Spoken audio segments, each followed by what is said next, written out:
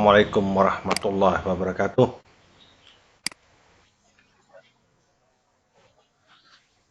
Masa sekalian, kita perkuliahan tinggal minggu ini. Saya masih punya utang sekali tatap muka, tapi nanti dalam bentuk rekaman. Insya Allah dalam minggu ini sudah selesai ya. Saya rencananya minggu lalu, cuman karena saya di luar kota, tidak berhasil ya. Tapi jadwal praktikum, jadwal tanda tangan absensi sesuai dengan jadwal biasanya ya. Minggu lalu, hari ini sudah terakhir, hari ini terakhir ya. Baik, saudara sekalian, topik hari ini tentang analisis structure, conduct, dan performance atau SCP analysis. Ya.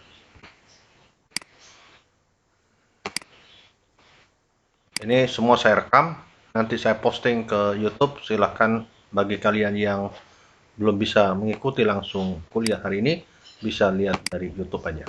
Ya.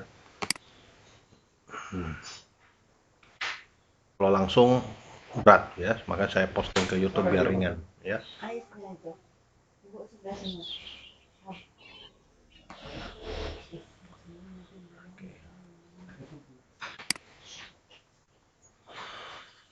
Nah,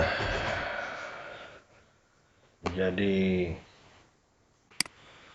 structure, conduct, perform analysis ini jadi struktur perilaku dan kinerja dari industri ini akan menentukan ya,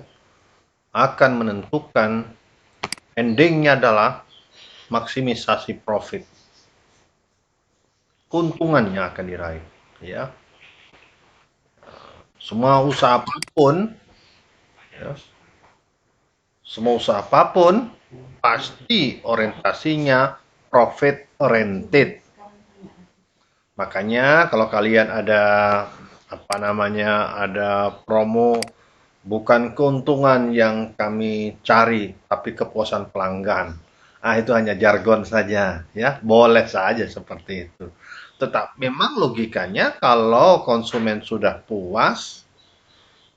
puas, maka kinerja usaha, ya, permintaan produk itu meningkat, maka ujung-ujungnya adalah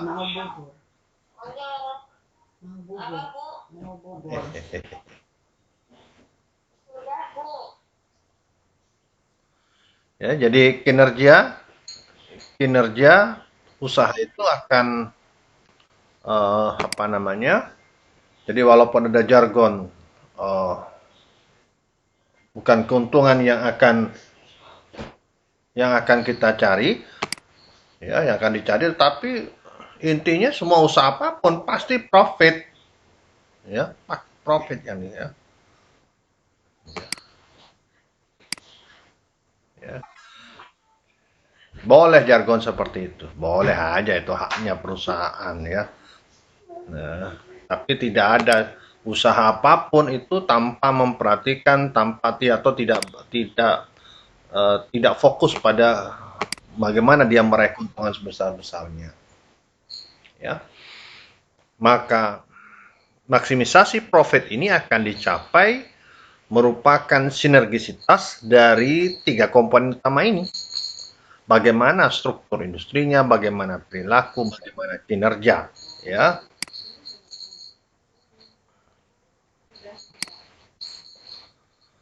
Nah, struktur pasar ini menunjukkan, ya, menggambarkan karakteristik bagaimana posisi pasar, ya, posisi perusahaan terhadap pasar, bagaimana penguasaan industri terhadap pasar. Makin besar posisinya, ya, produk usaha tersebut di dalam pasar, maka makin kuat, ya, makin kuat penguasaannya, makin menguntungkan. Ya, memang tidak bisa serta-merta suatu produk itu langsung menjadi leader. Ada berproses, ya, berproses. Butuh waktu. Ya, butuh waktu. Tidak ada perusahaan-perusahaan besar, ucuk-ucuk besar gitu, tidak ada ya. Industri mie instan seperti Indofood, ya, dia besar memang di eranya Pak Harto.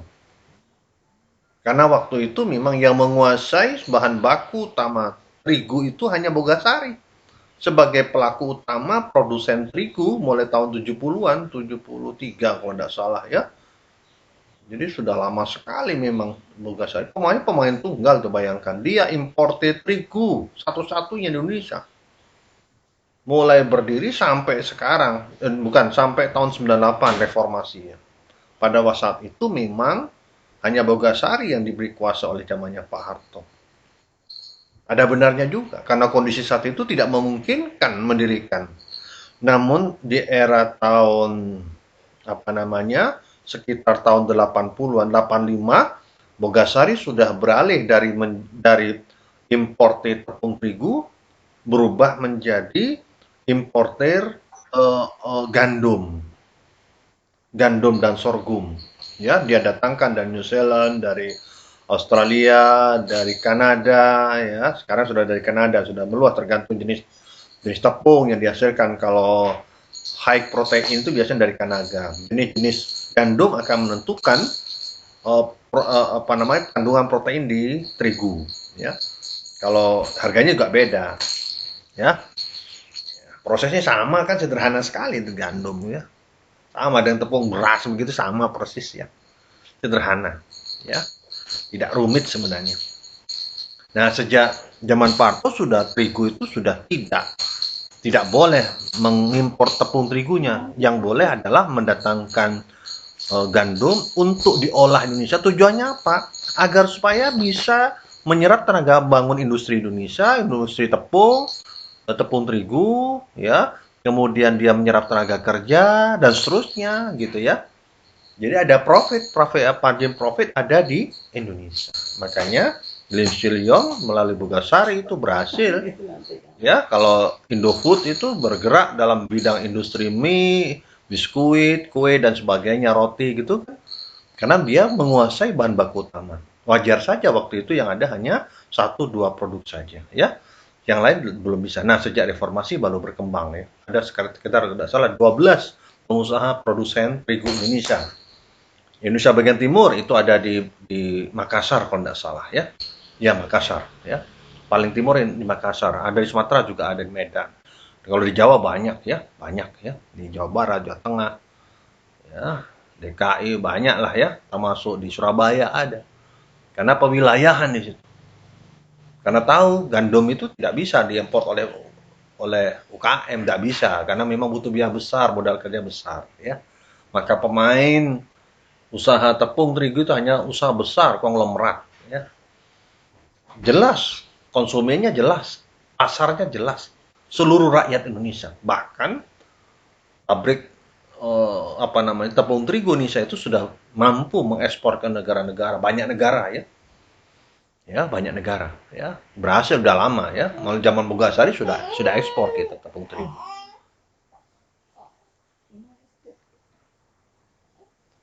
Ya. Ya, jadi pangsa pasar itu market share. Ya.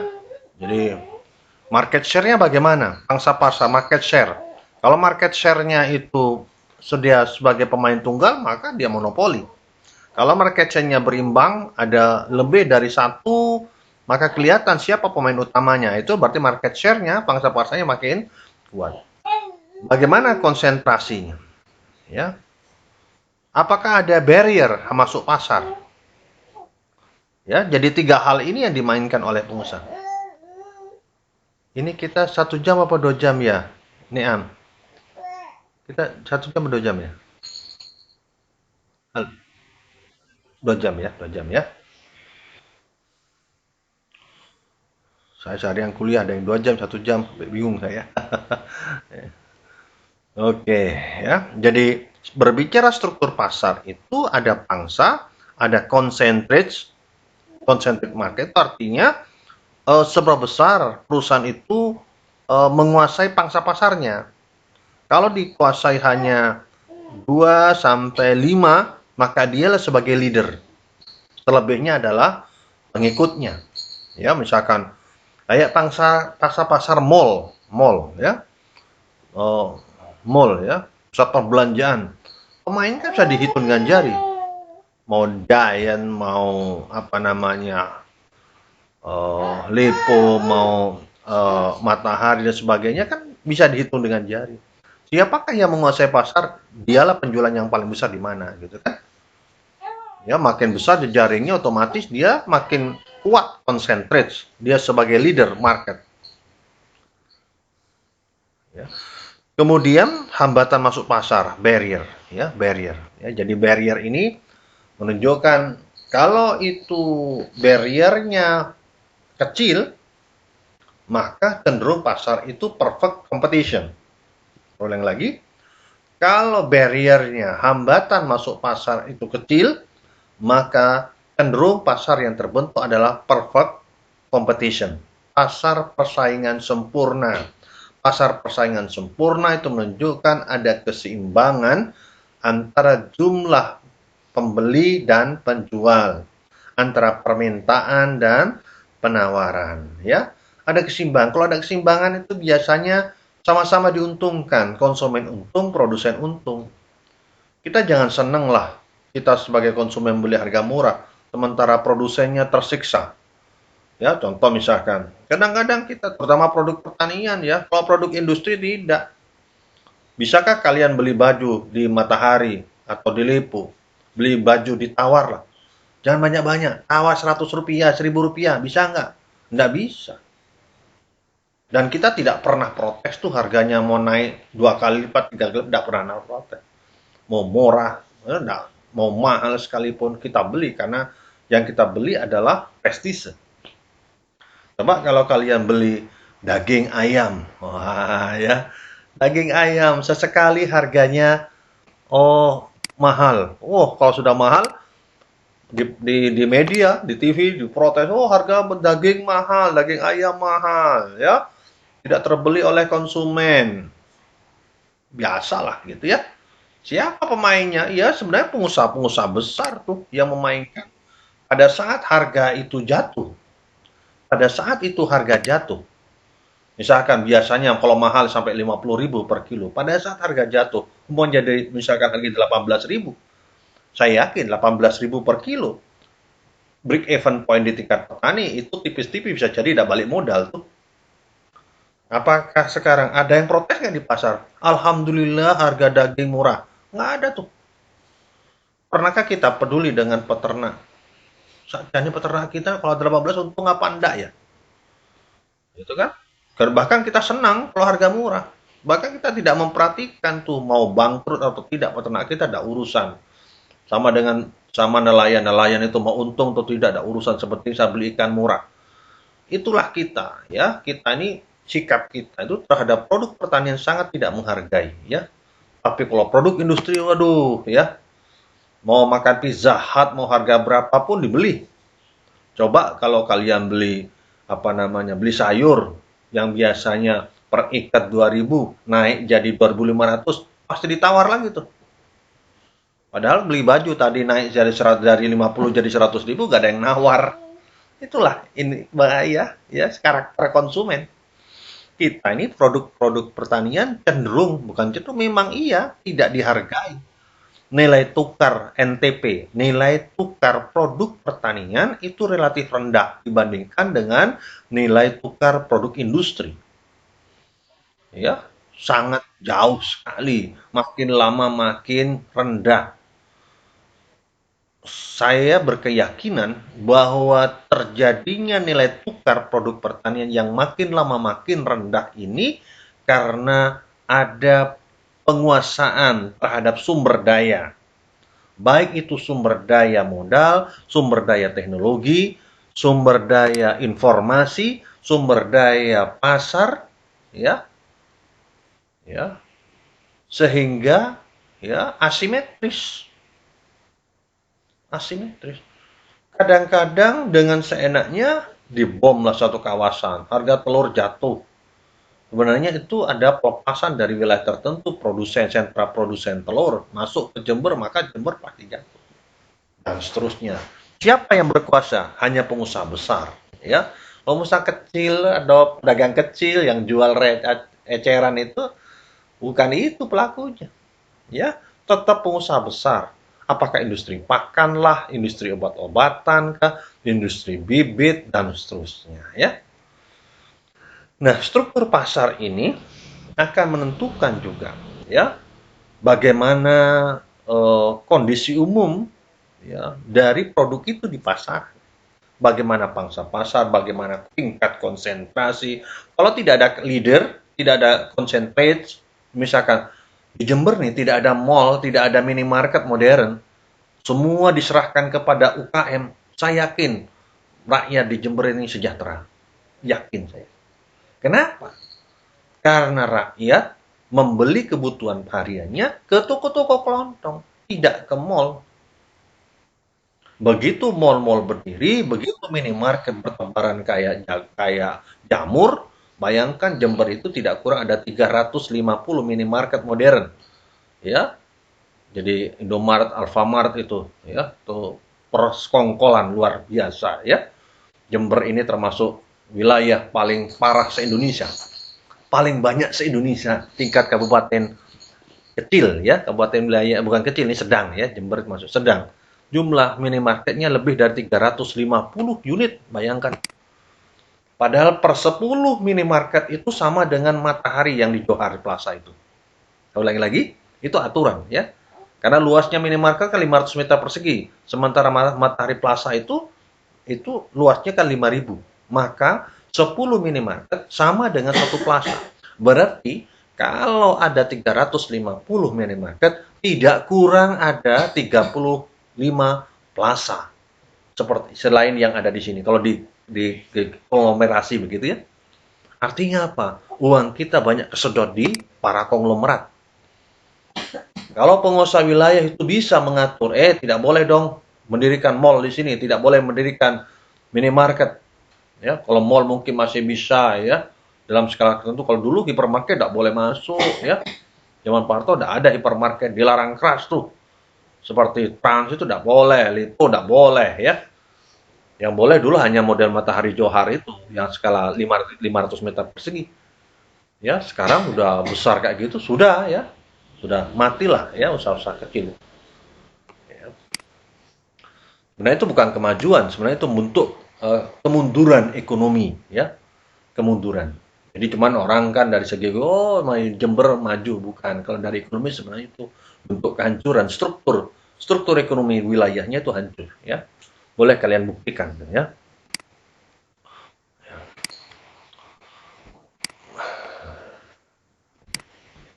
Oke, berikutnya. Nah, perhitungan market share ini bisa kita hitung, ya. Jadi antara 0 sampai 100%, berapa pangsa pasarnya? Sudah paham, ya, cara menghitung market share kan? Ya. Berapa jumlah barang kita yang bisa dipasarkan terhadap berapa jumlah daya serap pasar. Itulah market share atau pangsa pasar. Ya, tolong diingat-ingat, ya. Oke. Nah, strategi pemasaran itu dibagi dalam 4 kelompok. Ada market leader. Dia kalau menguasai sekitar 40% pangsa pasar, maka dia sebagai market leader. Ya, kalau dia challenger, dia menguasai sudah 30%. Kalau follower 20%, niche adalah 10%. Apalagi yang lebih kecil-kecil, kelompok-kelompok kecil UKM nih, ya. Dia punya konglomerat nih, ya. Konglomerasi biasanya, ya.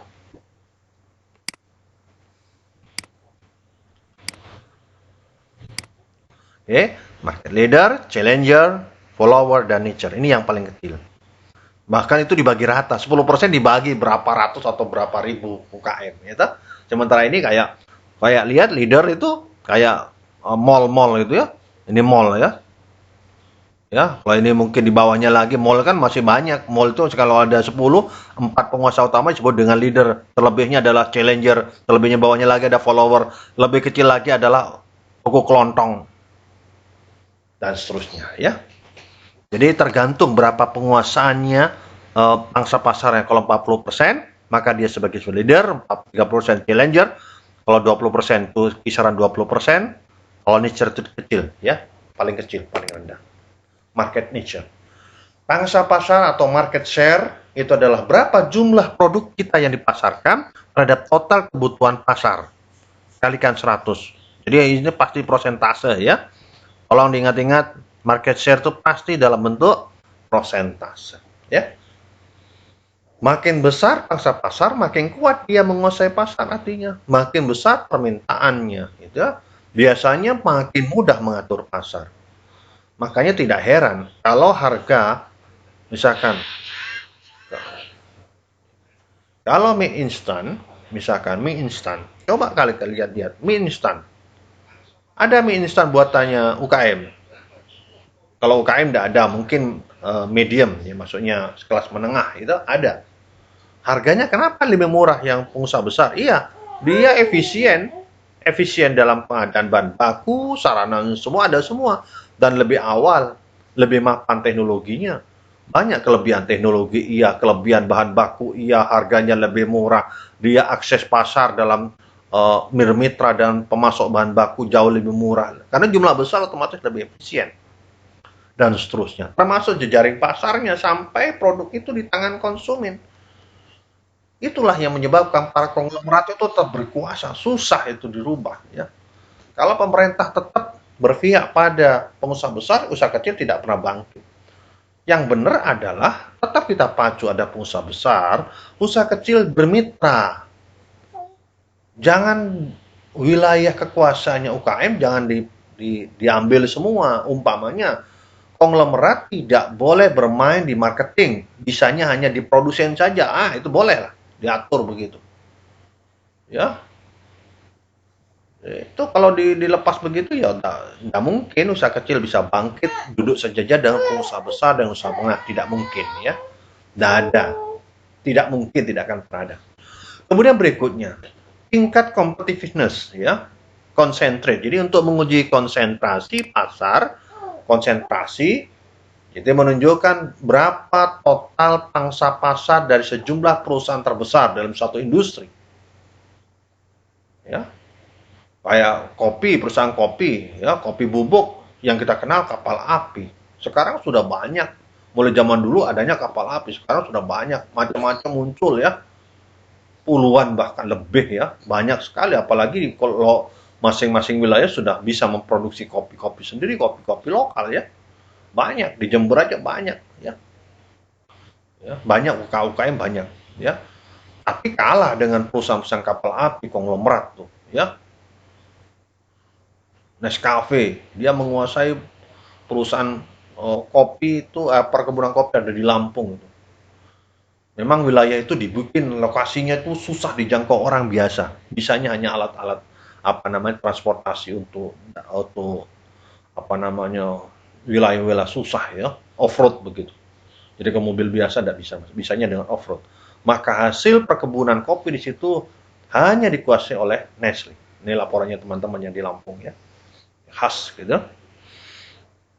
Hati-hati karena banyak sekali kopi-kopi bodong banyak ya. Kopi sampah itu banyak ya. Jadi kalau kalian ada bisnis jual beli kopi sangre, ternyata yang datang kenapa rasanya kok tidak ada kayak ampas? Iya, karena banyak kopi sangre itu kopi yang apa istilahnya? eh, Ampasnya aja, santannya sudah diambil, sudah disedot, sudah dihisap ya. Ini tidak jarang kalau kalian hati-hati kalau beli kopi sangre gitu kan. Ada yang murni, ada mahal. Jadi kalau ada yang pabrik kopi itu campurkan dengan ampas tuh banyak ya. Ya tetap warna hitam, tetap bau kopi, tapi rasanya tidak bisa dibohongi. Maka tidak jarang ada persaingan kopi itu ya bersama-sama 1 kilo, tapi kenapa ini rasanya mantap, ini tidak, kadang-kadang dicampur begitu. Itu rahasia perusahaan ya. 10 menit lagi kita akan mati, kita sambung lagi nanti ya. Ini masih ada waktu 9 menit 20 detik ya. Ya. Oke. Nah, klasifikasi ya. Jadi apa namanya? Klasifikasi pasar berdasarkan tingkat daya saing ya. Jadi competitiveness ini menunjukkan bagaimana tingkat konsentrasi ya. Jadi concentrate ya, concentration ratio.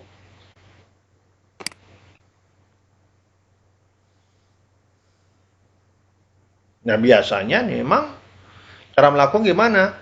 Rasio konsentrasi itu adalah mengukur total pangsa pasar dari sejumlah perusahaan besar dalam satu industri. Ya, tadi disebutkan bagaimana konsentrasi rasionya. Ya, jadi CR ini diukur minimal pada 2 perusahaan dan paling banyak 8 perusahaan. Tidak boleh banyak-banyak. Ya. Berarti hanya usaha besar dong. Kalau dalam satu kawasan, ya, kalau Jember misalkan kelihatan, ya, kita melihat rasio konsentrasi tembakau, Naos. Ini siapa yang punya PTP paling banyak? Dan perusahaan-perusahaan besar, swasta, Mayang Sari, gitu, umpamanya gitu ya. Kalau PTP sudah jelas ya, PTP 12 ada ya, PTP 10 ada juga ya, 11. Karena PTPN kan tidak spesifik pada komoditi utama, dia boleh diversifikasi usaha apapun selama itu dapat duit. Ya. Kalau dulu enggak, kalau tembakau ya tembakau aja, kalau kakao ya kakao, karet ya karet, gitu ya. Kopi ya kopi, sekarang enggak, bisa macam-macam diversifikasi usaha.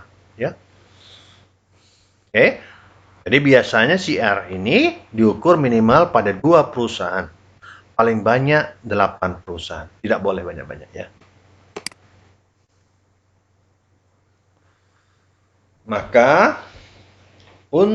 jadi pangsa pasar ini biasanya untuk analisis ini konsentrasi rasio adalah di mana S itu adalah market share-nya CR4.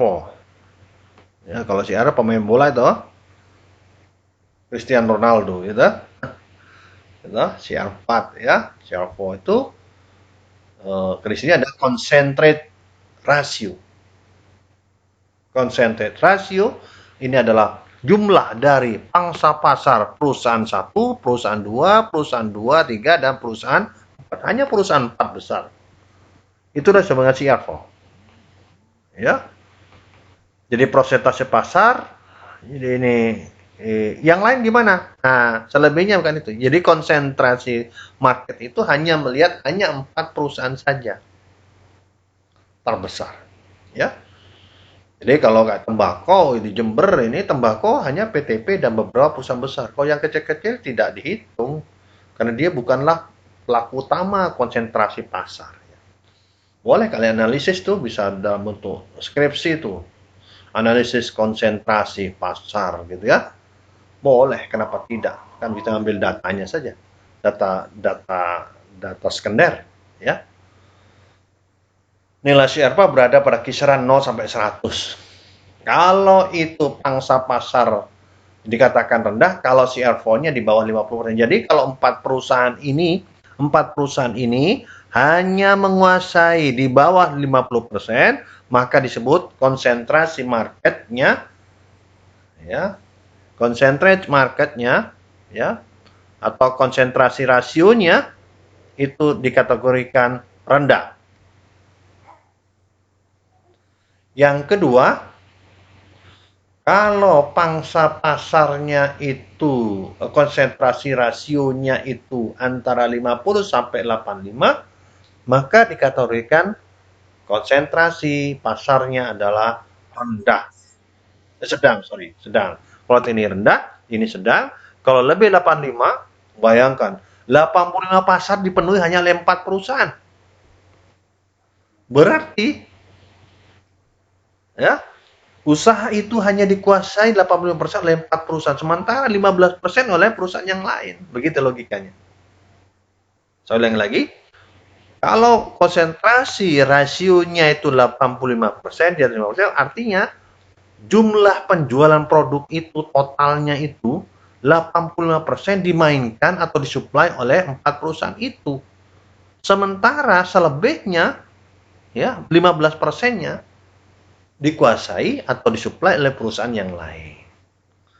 Oke, jadi CR4 ini akan menentukan di mana bentuk konsentrasi marketnya, apakah tinggi atau sedang atau rendah. Bagaimana dengan gula? Sama, gula. Nggak ada gula lokal di Jember, nggak ada. Atau Jawa Timur lah, jangan Jember. 100% concentrate, high high concentrate, jelas. Kenapa? Gula tidak ada. Gula lokal. Maksudnya gula rakyat tidak ada. Yang ada kalau gula rakyat itu gula semut, gula merah. Kalau gula pasir, gula putih tidak ada. Setahu Pak Jamali tidak ada di Jawa Timur, ya. Karena memang butuh teknologi. Ya. Oke, paham kira-kira? Ya. Jadi market share ada concentration ratio, ya. Jadi saling berkaitan. Jadi structure, conduct, ya, dan performanya nanti akan kelihatan ya. Ini kalau pasar itu ya struktur pasarnya itu banyak pemainnya, laku pasarnya itu banyak seperti ini. Jadi money small firm kompetitif, jadi tingkat kompetisi usaha-usaha kecil. Oh, kayak contohnya Suar-Suwir, wah jelas lah itu ya. Banyak sekali ya, pemain plus 100 perusahaan ada di Jember nih. Banyak sekali lah ya.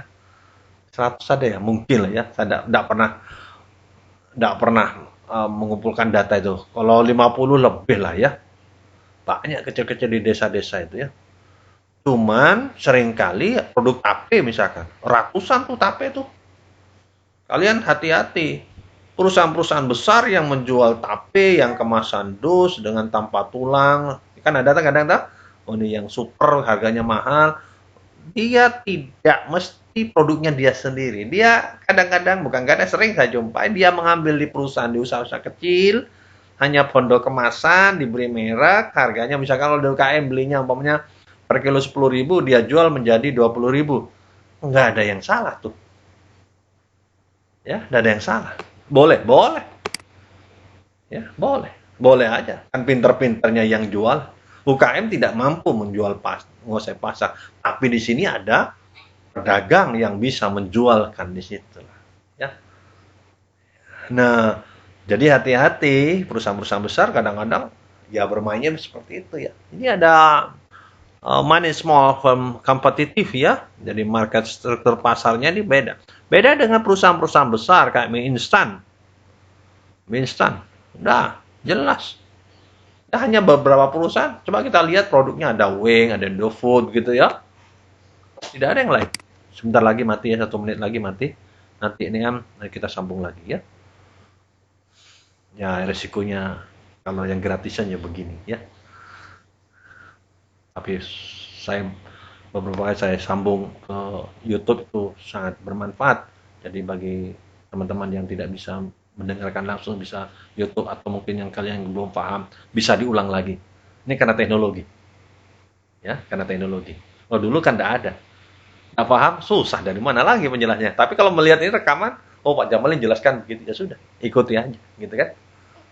Kalau salah berarti Pak Jamalin bertanggung jawab kan gitu ya. Jadi penjelasnya begitu ya. Nah ini adalah perusahaan-perusahaan besar. Ya. Jadi tingkat kompetisinya ini tinggi sekali. Kalau ini kan terbatas.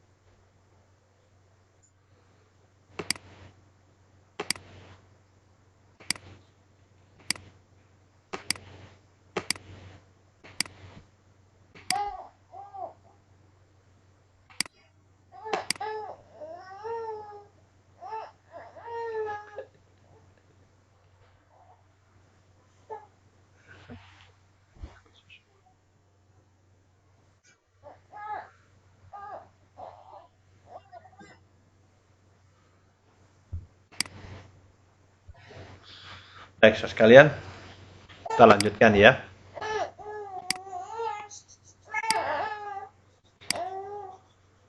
Eh, Tadi sudah sampai di sini. Ini ya CR4. Jadi ini kalau tingkat konsentrasi lebih 85%, maka disebut dengan very high monopoly. Jadi monopoli yang sangat ketat lah. Ya, bisa pemain tunggal lah. Kalau 4 perusahaan aja pakai CR4 sampai 85%, maka di very high monopoly. Kalau di sini high oligopoly antara 50 sampai 75%, ini moderat, yang umum, atau ini rendah ya, tingkat persaingan rendah ya. Oke. Nah, biasanya industri yang gini-gini, yang kecil, yang banyak, ini biasanya ada tekstil, food production, ya tekstil di sini apa namanya itu, yang bergerak dalam dalam apa namanya produksi fashion ya, ya. Kemudian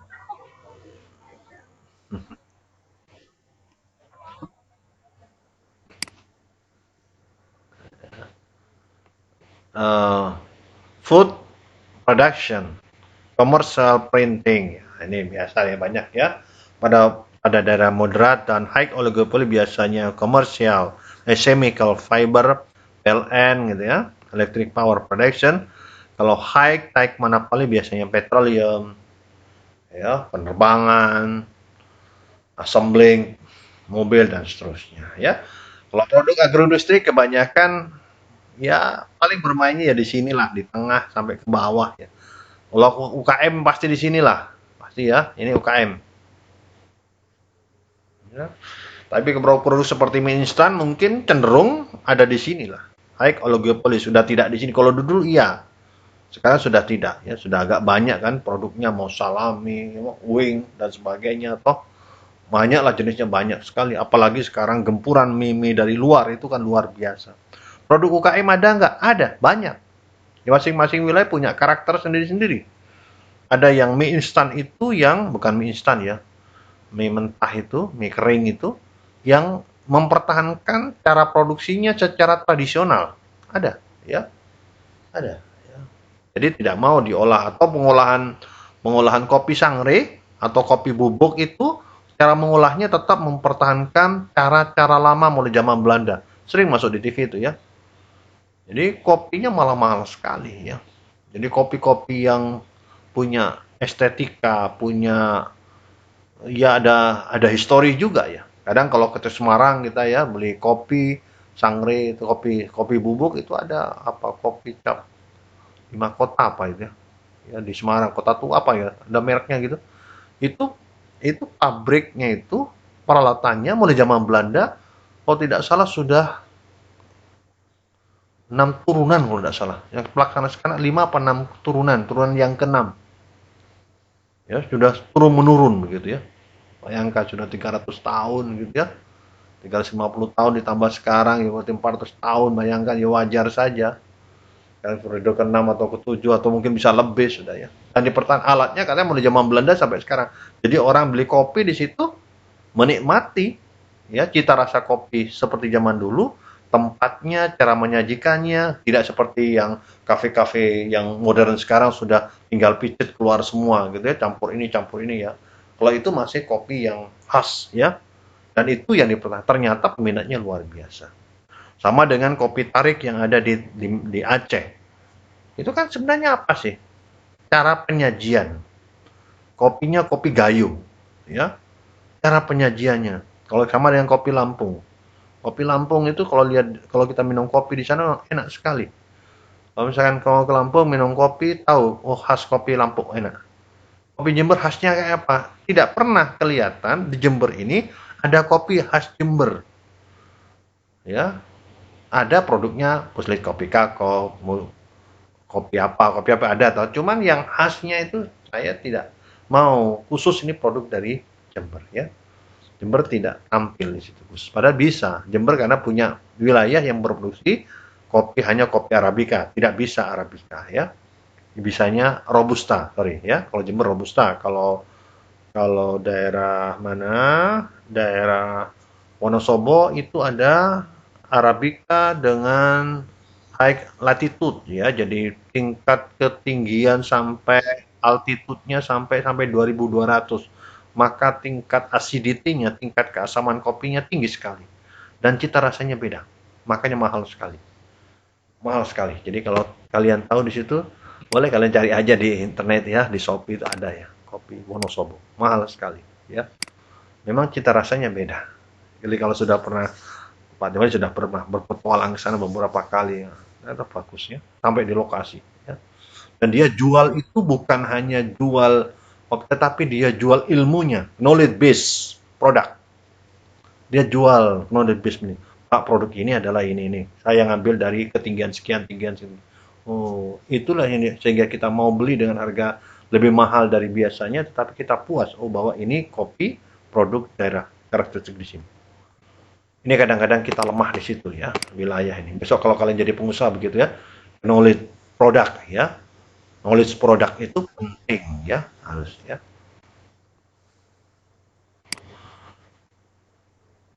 Kemudian, oke. Jadi kalau persaingan sempurna sudah jelas tadi ya. Ini sudah banyak dibahas ya. Tadi sudah perfect competition. Jadi ada keseimbangan antara permintaan dan penawaran, jumlah pembeli dan penjual, dan seterusnya. Kalau jumlahnya sedikit penjual berarti monopoli. Atau produsen sedikit pasti monopoli. Kalau pembelinya sedikit itu namanya monopsoni. Tidak perlu saya ulang lagi karena di ekonomi mikro sudah pernah dapat kalian. Tolong apa namanya, baca kembali apa itu monopoli, apa itu oligopoli, ya, monopsoni dan seterusnya. Ya, saya tidak perlu menjelaskan karena ekonomi industri ini advance-nya dari ekonomi mikro. Kalau mikro kalian tidak paham maka kesulitan juga ya karena istilah-istilah itu diambil dari ekonomi mikro ya. Saya kira sudah dijelaskan ya. Nah, kalau persaingan sempurna maka secara individu perusahaan tidak bisa menentukan mengendalikan harga. Itu kalau perfect competition beda kalau monopoli. Monopoli hanya satu dua perusahaan maka dia berkongsi menentukan harga dengan mudah dan pembeli tidak bisa mengatur, tidak punya daya tawar. Dia hanya punya daya beli ya. Gitu kan? Ya. Dan biasanya hanya perusahaan-perusahaan besar yang bisa melakukan itu. Kalau usaha kecil nggak ada. Nggak bisa. Yang bisa menentukan harga jual tahu siapa? Ya produsen tahu.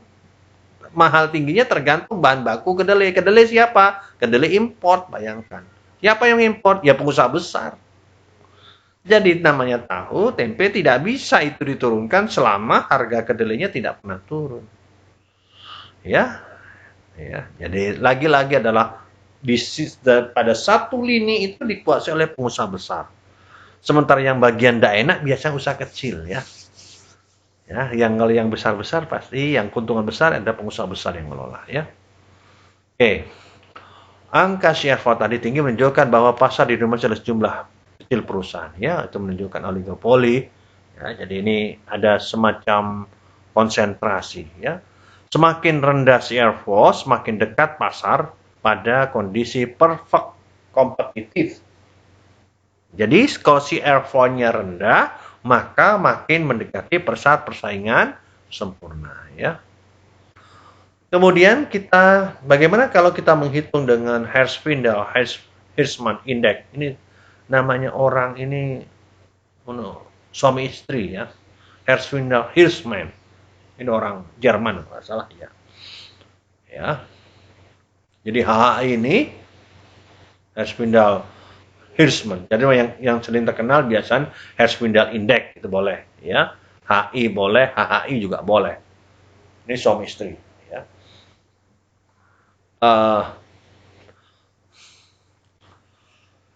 Kalau HI-nya ya lebih rendah dari 1000 maka disebut dengan competitive market. Ya. Artinya dia not dominant competitor in this market. Artinya di sini tidak ada dominansi kompetitor terhadap kompetitor yang lain. Ya, jadi sama, kekuatannya sama. Pelaku-pelaku usaha punya kekuatan yang sama untuk melakukan intervensi pasar. Kalau HI-nya antara 1000 sampai 800 itu moderate concentrate market. Pasar moderat, pasar konsentrasi moderat. Kalau lebih dari 1800, ini concentrate market, ini cenderung monopoli. Ada dominansi kompetitor satu pihak terhadap yang lain. Ya, they are one or more dominant competitor in this market. Jadi hanya satu atau dua kompetitor yang bermain di dalam pasar itu. Jadi makin tinggi HI, dan menunjukkan bahwa proses translate into fewer, more dominant competitor. Makin tinggi HI, makin dominan kompetitor, kompetisinya di situ. Pemainnya makin sedikit, ya. Itu maksudnya. Bagaimana cara menghitungnya? Contoh, ya. Misalkan pasar A. Ini ada pasar A dan pasar B. 70%, ini yang ini ya. Ini pasar A. 70% dikuasai hanya satu perusahaan. Market share-nya ya. Sementara yang 30% dibagi 1, 2, 3, 6, ada 30 perusahaan kecil-kecil. Masing-masing dia market share-nya 1%. 1%, 1%, dan seterusnya. UKM, anggaplah begitu ya. Ini sementara perusahaan B, market B, capture apa namanya? Pasar B, market B. Ya. Di sini pemainnya ada 4. Terbagi ada 4 yang dominan. Ya. Ada konsentrasi. Kalau ini monopoli, cenderung monopoli dah. Kalau ini adalah concentrate. Market itu 20%. Ada 4 pemain utama. Leader, dia sebagai leader. Share 4. Gitu ya. Sementara yang 20% dibagi dengan 20 UKM. Gitu ya. Usaha kecil. Ya. Nah, bagaimana cara analisis? Market A, indeksnya 1 pemain kalikan 70%. Ya toh? Ditambah 30 kalikan 1 ada 100. Nilainya harus 100. Harus 1 lah. Ya, ini kan 1 maksudnya, ya. Yang B juga sama, 4 kalikan 20. Paham? Nah, Herfindahl itu harus mengkuadratkan masing-masing. Ya.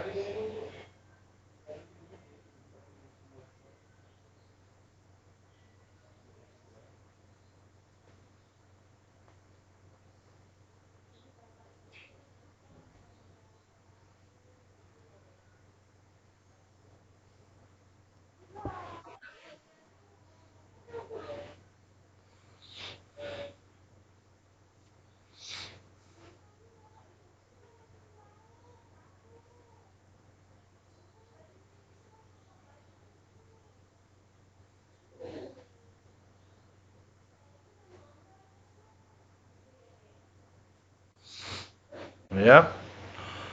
Contohnya tadi dari gambar ini. Jadi tinggal menguadratkan saja. Ya. 70 kuadrat. 70 plus 30 kan 100 jumlahnya. Oh, tidak 100 salah ya. Ini harus 100 ya. Ini market share harus 100. Ini juga harus 100. Kalau tidak 100 salah. Belum lengkap. Ya. Maka cara menghitungnya H ini, Herfindahl-Huysman ini, dengan mengkuadratkan market share. 70 kuadrat, ya toh? Di sini 30 kalikan 1 kuadrat.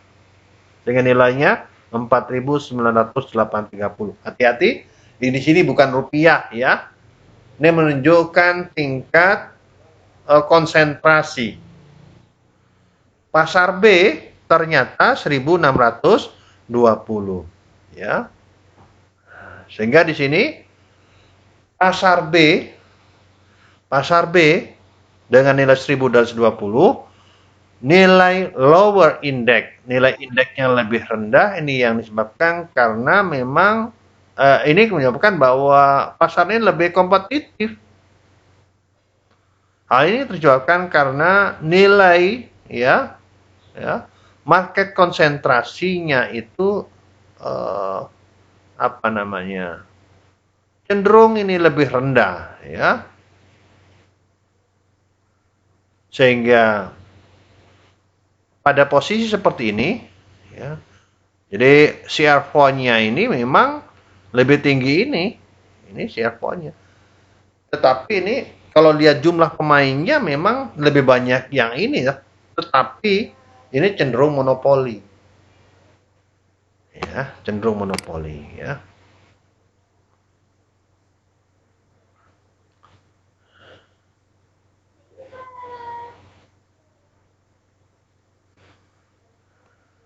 Memang dikuasai oleh 4 perusahaan besar. Yang ini kan,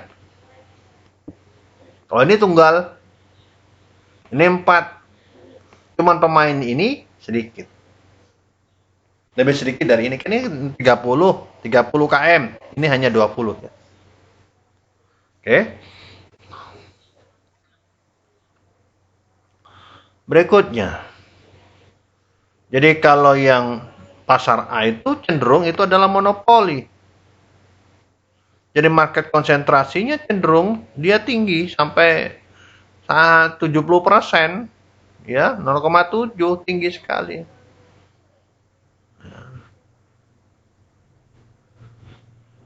Ya, kalau sampai 100% berarti pemain tunggal. Misalkan di sini, Pak, di sini tidak ada sama sekali, Pak. UKM-nya tidak ada. Yang ada di sini 100%. Maka pasarnya pasar tunggal. Produsennya produsen tunggal. Maka monopoli mutlak. Ya, kayak apa? Pertamina. Yang mensuplai Pertamina, bahan bakar itu hanya Pertamina. Monopoli memang. Boleh nggak? Boleh. Kalau negara boleh melakukan hal itu terhadap rakyat. Dengan tujuan untuk agar supaya menjamin ketersediaan bahan bakar bagi rakyat. PLN juga sama. Indonesia Power itu sebenarnya yang mensuplai bahan bakar, mensuplai listrik itu adalah swasta. Ya, swasta itu jauh lebih mahal dari punya PLN. Aneh memang, bangsa itu aneh.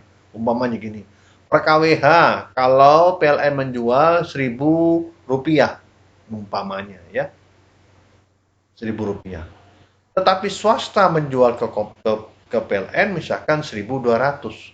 Loh, kok bisa ya? Swasta menjual ke PLN 1.200, sementara PLN harus menjual ke rakyat Rp1.000. Berarti kan rugi. Iya rugi. Itulah subsidi yang diberikan pemerintah kepada rakyat karena negara ini membeli listrik dari swasta. Jadi subsidi listrik itu bukanlah semata-mata dibiarkan ke mana? Ke PLN, tidak. Karena kebutuhan listrik di Indonesia ini sekarang sudah dikuasai oleh swasta asing. Hati-hati ya. Jadi kita ini sudah banyak ya PLTU, mau di mana-mana itu asing ya. Kita ini listrik asing, no apa ya. Pertamina juga sahamnya sudah asing banyak asing ya. Mau pelabuhan darat, pelabuhan udara, semua asing, yang mengelola asing. Karena sahamnya sudah asing ya. Jadi hati-hati, kita ini sekarang, negara kita ini sudah dikuasai asing semua. Apalagi eksplorasi tambang, udah asing semua. Ya, pekerjanya orang kita ya.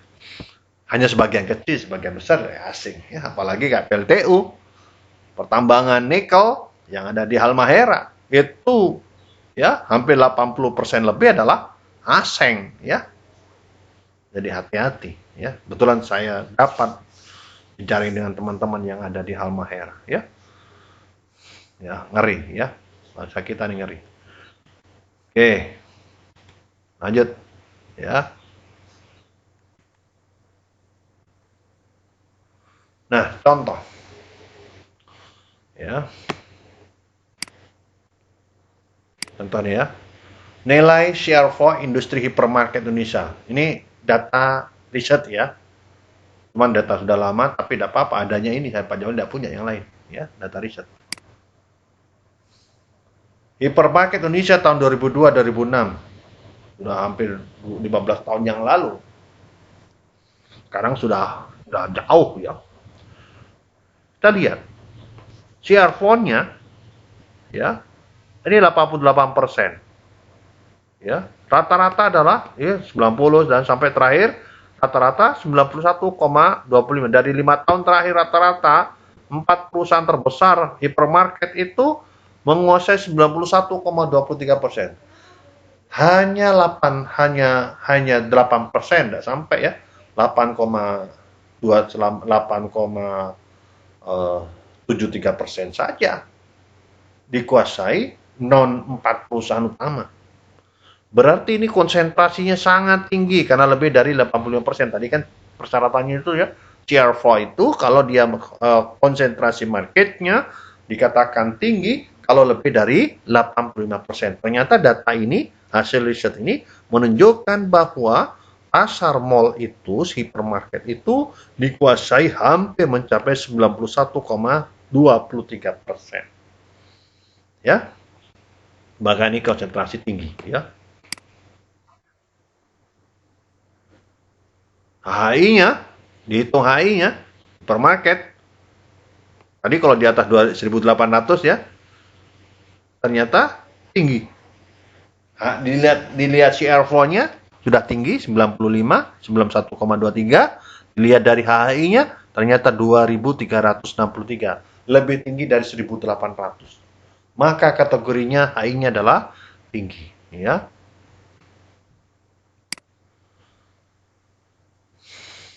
Jadi jelas, ya. Ya. Dengan demikian nilai rata-rata ini walaupun konsentrasi tinggi, tetapi oh ini ya hampir merata dari 4 pelaku utama itu. Ya.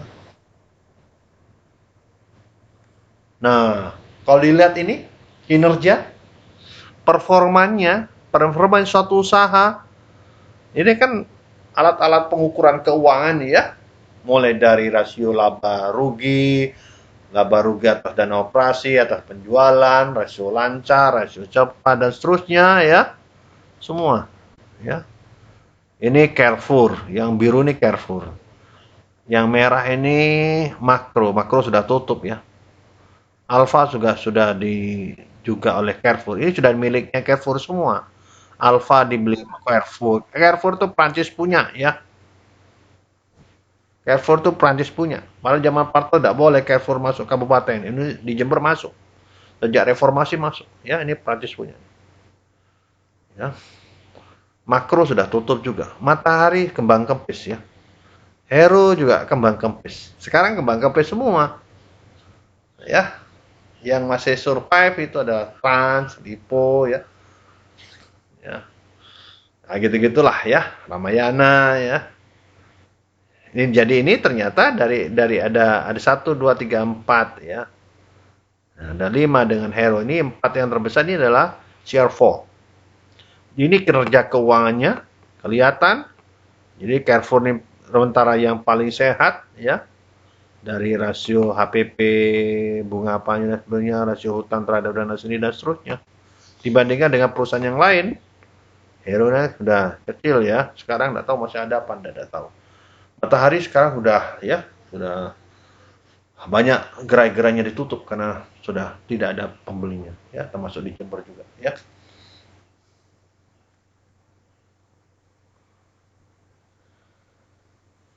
Jadi rasio keuangan ditampilkan dalam bentuk radar. Jadi kalau kalian presentasi riset gitu, maka model laba-laba ini jejaring laba-laba ini jauh lebih efektif.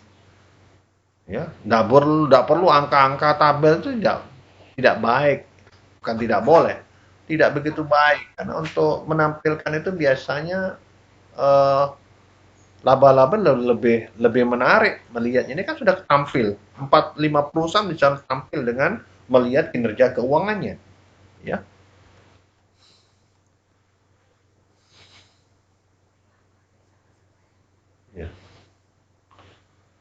Ya, jadi kinerja keuangan ini bisa kelihatan perusahaan itu sehat apa enggak gitu kan. Ya, ini Alfa ini udah habis ya. Sudah diakuisisi oleh Carrefour ya. Carrefour juga sekarang sudah nggak tahu kemana ya. Di sini sudah jadi Transmart itu. Nah, itulah tempat tetap Sembilan Naga juga yang punya Lipo, punya James Riyadi, Transmart itu punyanya siapa sih namanya? Wah, Chinese juga ya. Ya, bukan punyanya Pak siapa namanya itu orang Bandung itu ya. Bukan. Saya pikir itu ternyata lain ya. Sekarang tidak banyak ya. Nah, dari si CR4 itu bisa dibuat tabel ya bahwa berdasarkan data CR4-nya itu ya ternyata tahun 2003 ya Carrefour itu makin meningkat semua ya, kecuali 2005 nih turun. Nah, kalau ditampil gini enak ya. Progress report itu bisa lihat hanya dengan gambar-gambar ini, visual. Data lebih lengkap lihat di lampiran, begitu caranya ya. Rugi laba juga sama ini ya. 2006 merosot. Ya. Kemudian share nya juga makro juga sama ya. Ya. Ya. Carrefour makro ya. Jadi dari dua tabel itu kelihatan bahwa tingkat konsentrasi dan di kinerja perusahaan pada industri perbankan Indonesia tidak signifikan dan terlihat dari perubahan nilai CR4 tidak berpengaruh terhadap perubahan rugi laba ini kalau secara spesifik ya. Ya, jadi ini memang kinerja keuangan ya. Jadi apa namanya SCP ini kinerja performanya ini performa nilai keuangan ya.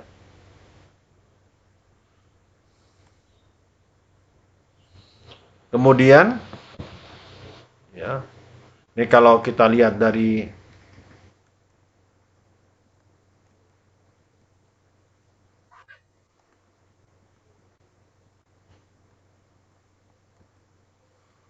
barrier to entry. Jadi barrier ini hambatan masuk di dalam pasar. Biasanya bisa kita ukur berdasarkan MES-nya, minimum efficiency of scale. Ya. Berapa jumlah output perusahaan terbesar dibagi dengan output total. Output perusahaan terbesar dibagi dengan output total. Ya. Jadi dalam skala besar biasanya dalam jangka panjang ini ada average cost-nya, rata-rata biaya operasional makin lama makin kecil. Makanya dalam jangka panjang ya biasanya ini tidak sampai pada biaya itu makin lama tidak ada biaya tetap, semua dikategorikan sebagai biaya average cost menjadi biaya variabel. Makin lama makin menurun ya. Harapannya begitu ya. Jadi pada jangka panjang itu kan makin efisien ya. Kalau jangka pendek iya kelihatan ini awalnya ini kemudian makin efisien ya karena skala usahanya kan makin besar otomatis makin efisien ya. Oke, ini saya tidak perlu banyak detail tentang ini ya. Ini di keuangan mungkin tidak, kinerja keuangan, kinerja pasar, silahkan kalian pelajari di manajemen keuangan kan sama ya. Rasio profitabilitasnya, total aset turnovernya berapa gitu kan. Di manajemen keuangan diajarkan pasti ya. Jadi saya tidak perlu detail ke sana. Jadi kinerja performa itu adalah kinerja keuangan ya. Oke.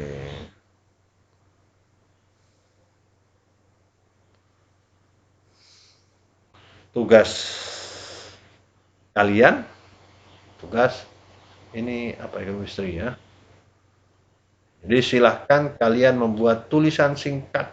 Apa sih SCP? Tulis tangan aja satu lembar gitu ya. Apa sih SCP? Ya. Ya, silahkan kalian kumpulkan nanti di anu aja. Saya buat nanti di ruangnya di praktikum, saya masukkan satu gitu ya.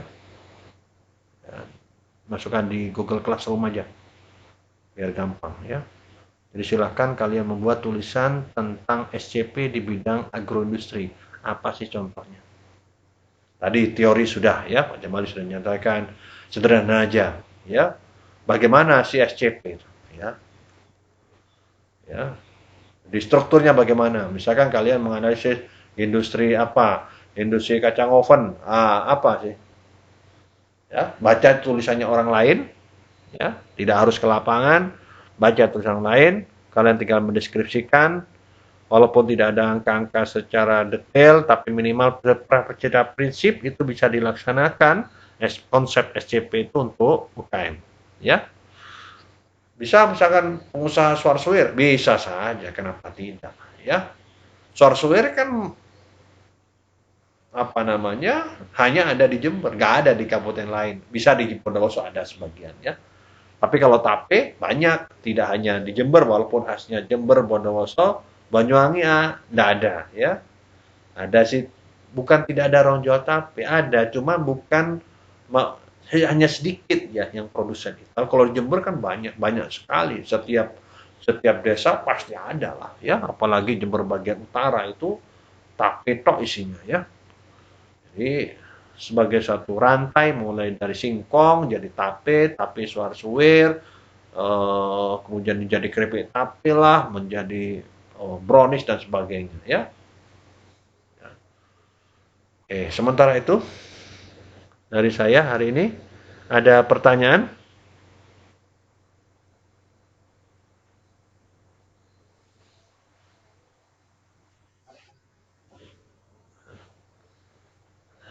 Oke ya. Mudah-mudahan rekaman ini bisa lengkap hari ini. Kita waktu masih ada 5 menit. Ada, silakan yang lain mungkin ada yang mau tanya.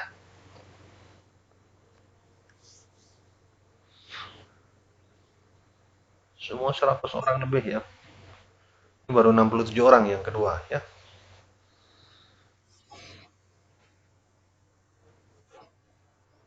Nah, UTS-nya kita pakai Google Classroom aja. Ya. Nanti soalnya eh, checkpoint semua. Checkpoint. Ya. Bilang ganda. Ya. Mudah-mudahan ya nanti biar gampang di Google Classroom ngaturnya lebih mudah saya. Ya, nanti saya posting nanti pada pelaksanaannya. Jadwalnya belum keluar ya? Belum kan? Belum ya. Nanti aja lah gampang bisa diatur. Kalau sekarang kan tidak terbatas pada hari itu. Ya, bisa diatur. Ya. Jadi kita fleksibel aja. Nanti mudah-mudahan pada waktu itu sekalian juga bisa ya. Oke, yang lain? Nah, kalau yang ini tugas perorangan ini nanti saya buatkan lokusnya di Google Classroom juga ya. Oke, cukup ya hari ini. Tolong jaga kesehatan bersama ya. Makin lama makin jadi. Ya, ini ya. Seperti yang sering saya sampaikan setiap pertemuan, ya kita nih ini yang bisa kita sumbangkan terhadap bangsa negara kita, ya kan? Apa? Menjaga kesehatan. Kalau rakyatnya sehat kan beban negara ini kan sedikit, ya. Tapi kalau rakyatnya banyak sakit, negara ini tambah berat, ya. Gitu, maksudnya begitu. Mungkin itu, ya. Kalau kalian sampai terpapar COVID aja, waduh, ya berat ya. Kalian kalau bisa dengarkan ceritanya teman-teman yang pernah terpapar, ada? Dan teman-teman di MBD yang kena terpapar COVID ada nggak? Ada mahasiswa ada nggak? Ada nggak? Iya, alhamdulillah. Ya, tapi dosen-dosen Poltek ada ya, ada ya. Hanya kemungkinan besar tahun semester depan kita akan apa namanya offline.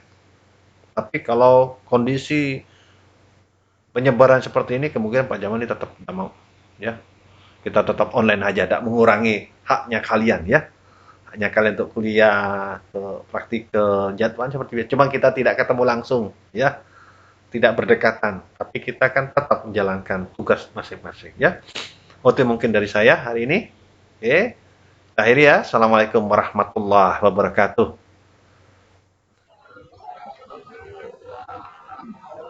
Nanti saya posting ya hasil ini, mudah-mudahan berhasil posting, saya posting apa namanya videonya ya. Oke.